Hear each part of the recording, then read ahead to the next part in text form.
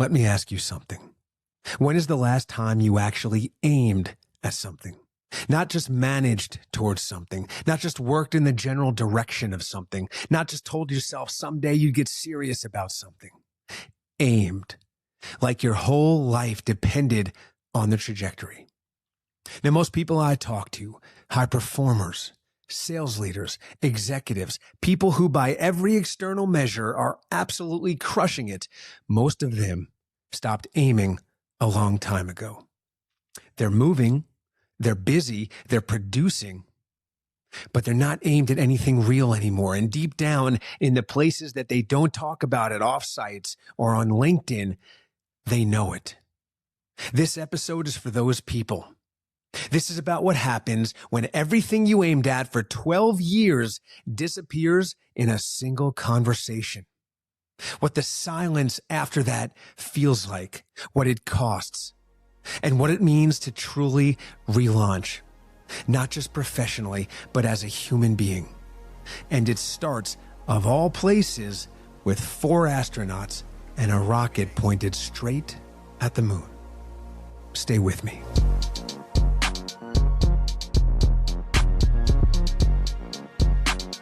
Welcome to Eyes Wide, the podcast. I am Craig Palmer, your host, and this is going to be a solo mission.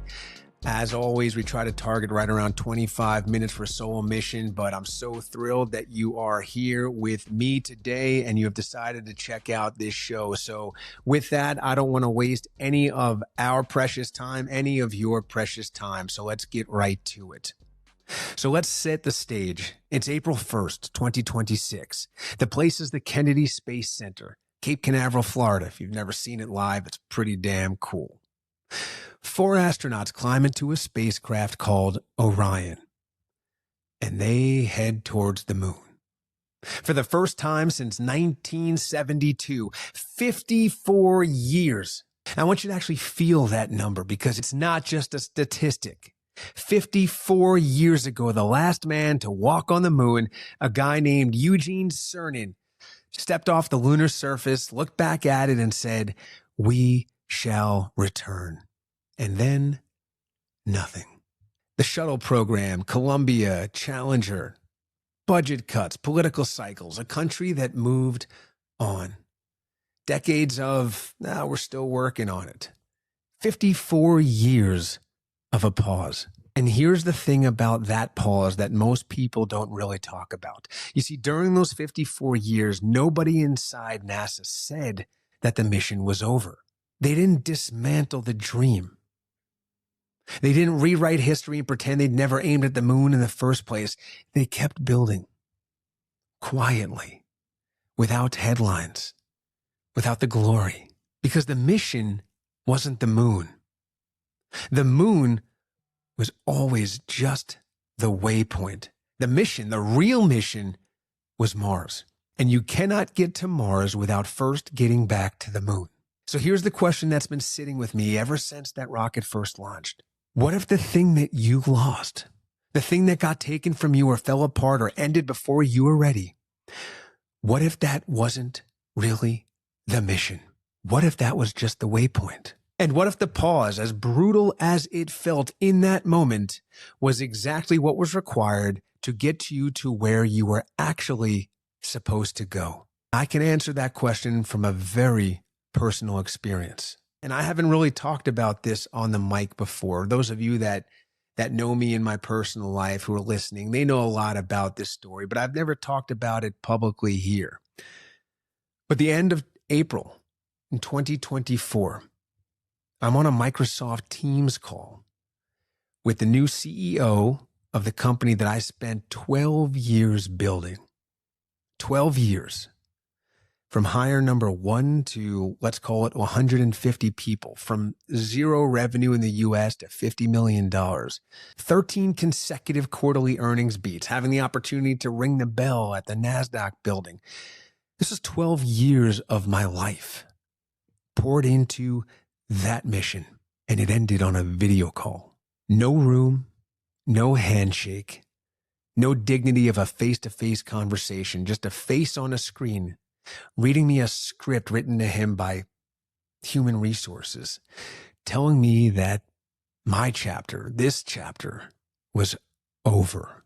And I want to tell you what happened inside me in that moment, because this is the part that nobody talks about. You see, as the words started coming, the typical words you hear, restructuring, new direction, we appreciate everything.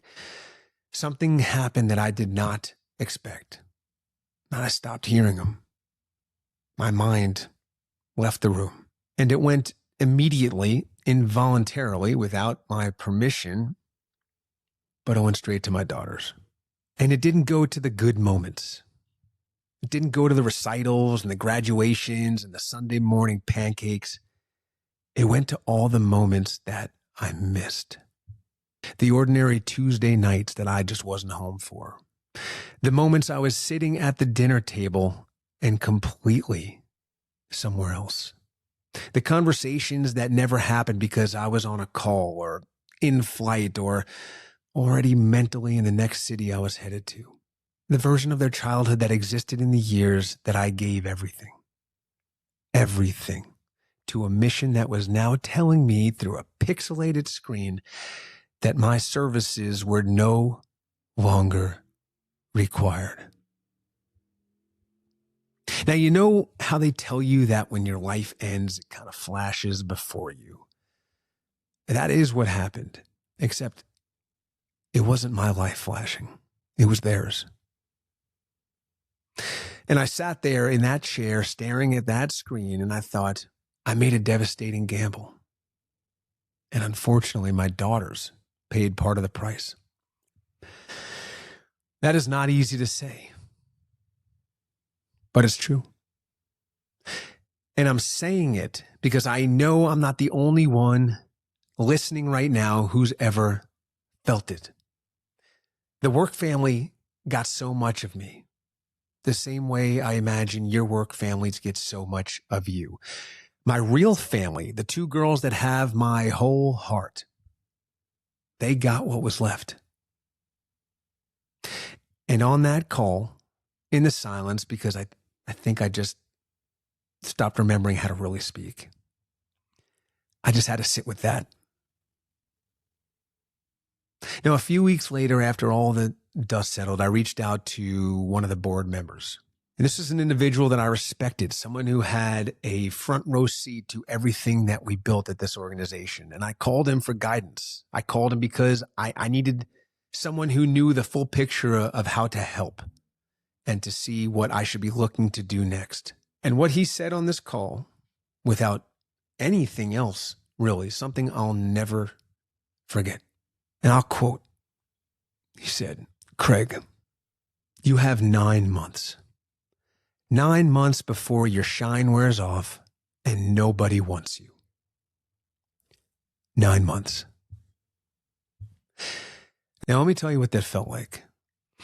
It felt like a threat disguised as advice. It felt like someone drawing a line in the sand and just daring me to make it to the other side before the tide came in. Now, after hearing that, it became very difficult to know what I was supposed to do. Was I supposed to chase the first thing available? Do I make a desperate move just to prove the clock wrong? Do I aim at the wrong moon? But here's what those months actually looked like. They were uncomfortable. They were humbling. They were longer, and they were harder, and they were quieter than I anticipated.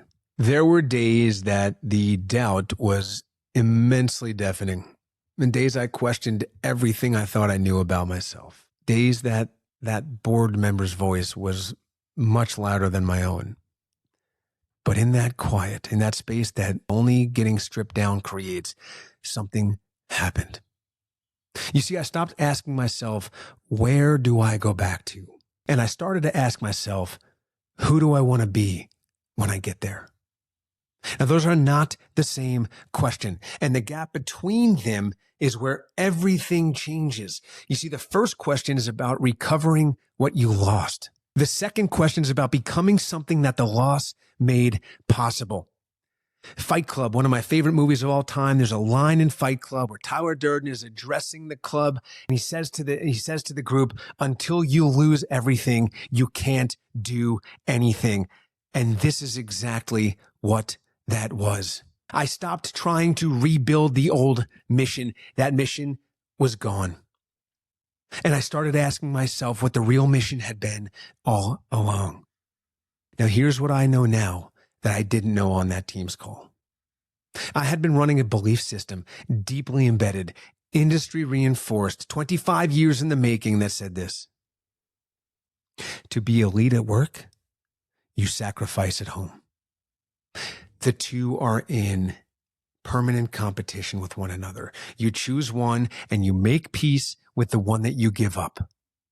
That belief built a career, but it also cost me moments with my daughters I will never get back. And sitting in the rubble of everything that belief had prioritized, sitting in the quiet of those moments, I finally saw it clearly. That belief was wrong. Not just emotionally wrong, strategically wrong, because the best version of me as a leader, the version that walks into a room and commands it, that builds teams and earns trust and drives results, that version is better when he's not running from guilt at home. You see, you don't perform at your ceiling when you're carrying that type of weight. I didn't have to choose between being a great dad and being a force at work. I had to learn to be both simultaneously without apologizing for either one. Balance is not weakness. Balance is what makes being elite sustainable. And sustainable is what wins. Woo! Getting fired up today. Getting real fired up. All right, so bring this to today. My family and I just got back from spring break, and we spent the week in Tennessee. Took my oldest daughter to the University of Tennessee. Campus visit, campus tour. A shout out to the University of Tennessee. That school is amazing. The tour was amazing. The tour guides, exceptional. Great representation of what that school can build. And so, bravo. She's a junior in high school, so I've got one more year with her, and then she leaves off to college. And I had an opportunity to just stand there on that campus, watching her eyes light up at what her future could look like. And I thought back to that Teams call, about that flash, about every moment that I believed that I had lost. But I was there, not half there, not mentally already on to the next problem, there, fully, with her. And you want to know if the relaunch worked? That's how I know. It's not the title. It's not the revenue. It's not the board presentation. It was the college tour. That was my proof. And when I think about that rocket leaving the ground earlier this month, 4 humans pointing themselves right at the moon for the first time in 54 years, this is what I think about. It wasn't engineering that made Artemis possible. It wasn't the funding.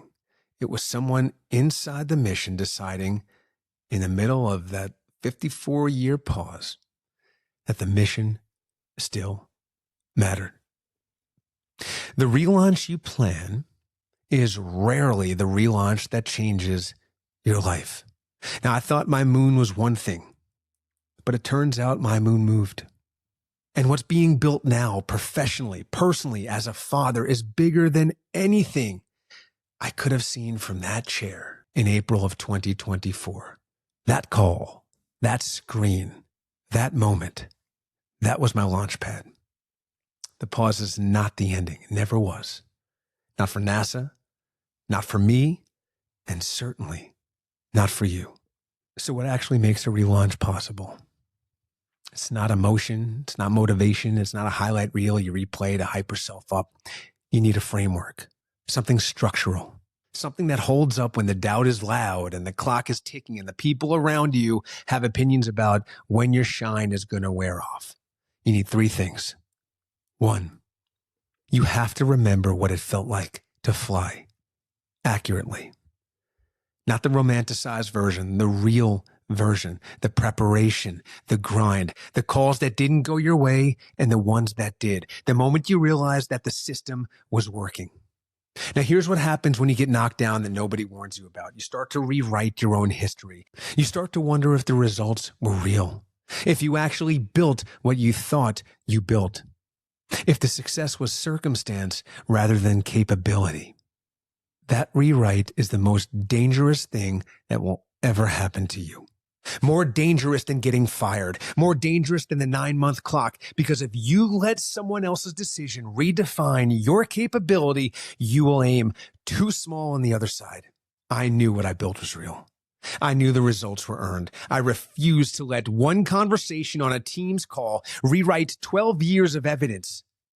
Hold the memory of your capability like a weapon, because when the doubt gets loud, that memory is the only thing that will keep you aimed at the right target.